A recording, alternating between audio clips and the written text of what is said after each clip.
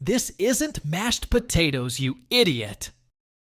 My siblings laughed when I offered to care for Dad. Now they're suing me after learning I'm a millionaire. You manipulated him when he was sick, David. You think you're the hero?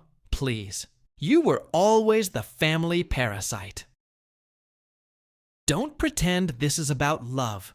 You knew exactly what you were doing. Their voices crashed like waves in Dad's living room, where the air still smells like the hand sanitizer I used every day. The walls seem smaller now, not because the house shrunk, but because we've all outgrown the lies we told here. I sit still, back straight in the armchair Dad used to nap in. My older brother Caleb paces with a legal envelope clutched like a weapon. Melissa, my sister, clutches her wine glass like it's armor. And Claire, always silent, still hasn't said a word. I speak once, quiet but razor sharp. This isn't mashed potatoes, you idiot. It's what Dad used to say when you confused one thing for another. It meant, you're getting it all wrong. And they are, all of them, who I am. My name is David Callahan. I'm 26. I was the youngest, always the soft one, the emotional one, the disappointment with a BFA in art therapy and no LinkedIn presence, the one who offered to take care of Dad when his dementia got worse because no one else would. They rolled their eyes, laughed at me. That was 3 years ago. Dad died 5 months ago. Now they're all back in my life. Not for closure, not for grief, for money, because the house sold for $1.4 million. And I never told them I'd started a business. Never told them I'd made millions more. That I'd been investing smart, playing quiet. Quiet doesn't mean stupid. They assumed I was broke. They assumed wrong. The rest of them.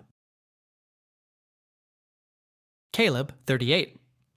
The eldest, finance guy, loves power, hates emotion. Once forged my name on a credit card when I was 19, claimed it was a misunderstanding. He never apologized. Melissa, 35. The golden child, real estate, manicures, Instagram quotes about family first. She hasn't called me in 5 years unless it was about Dad's medication or Dad's house. Claire, 31. The ghost. Never fully sided with anyone. Quiet, but silence isn't neutral when it hurts. She saw what they did. She said nothing. You didn't even tell us you listed the house! Melissa screams. I had to! I fire back. You abandoned him. You signed your power of attorney rights over to me. You made it clear you didn't want to be involved. That's not true. It's in writing. But you didn't have to sell it. You could have. I paid for his care with my money when the insurance stopped. For 2 years, you sent cards. The silence that follows is quicksand. Caleb steps forward. We're suing you for misappropriation of family assets. That house should have been divided equally. You have no right to keep the proceeds. Try. I don't raise my voice. Try and take what I earned while you watched from a distance and mocked me. I'm not their doormat anymore. That night, I sit in my tiny apartment above the art studio I own. They don't know about the studio, or the licensing deal with the mental health nonprofit, or the investment in a tech startup that tripled my earnings last spring. I never told them, because they never asked. They called me weak, naive. When I told them I wanted to be Dad's caretaker, they made a joke in the group chat. Melissa, this isn't Little Women, David. You're not Beth dying beside father. Caleb, he'll last 2 months before calling 911 and begging for a real adult. Claire sent a crying laugh emoji.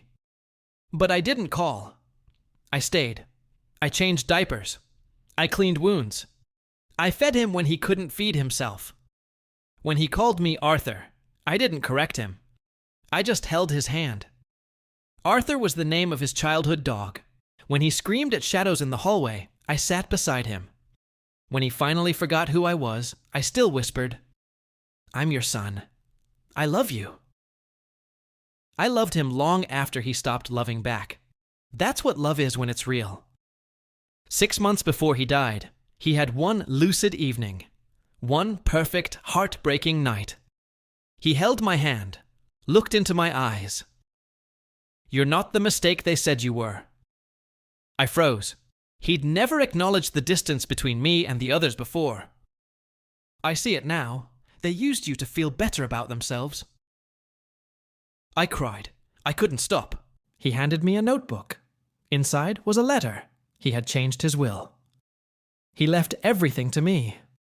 Not for revenge, not to punish them. He wrote, "You earned what they inherited by accident." They don't know he rewrote the will.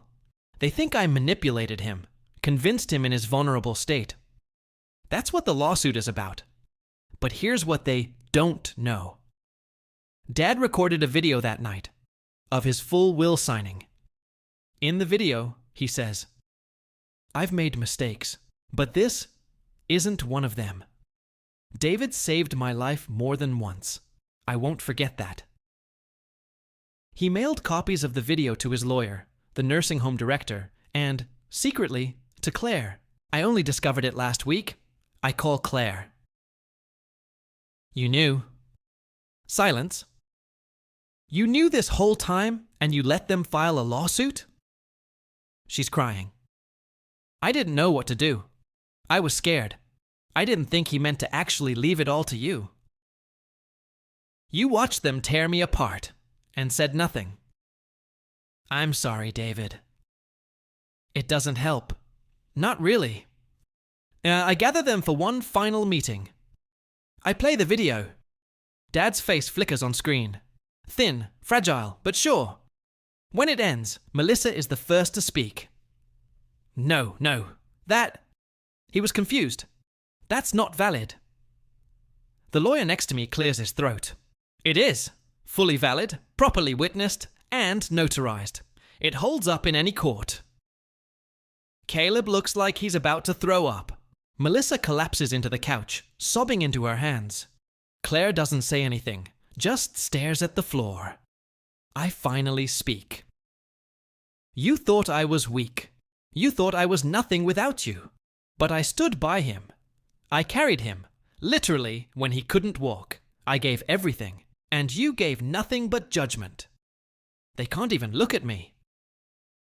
This wasn't revenge. This was what was right. And I leave. Weeks pass. The lawsuit is dropped. Quietly. Claire shows up at my studio. She brings coffee. She doesn't say much, but she leaves an envelope on my desk. Inside is a photograph of me and Dad. She took it. I'm holding his hand while he sleeps. On the back, "You were never alone. I just didn't know how to be brave. I'm sorry." I don't cry, but my chest aches with something close to peace. Melissa emails a month later, apologizing, sort of, half blaming grief, half justifying the lawsuit. I don't reply. I'm not angry anymore. I'm just done. For the first time, I understand. I don't owe forgiveness, but I can choose peace.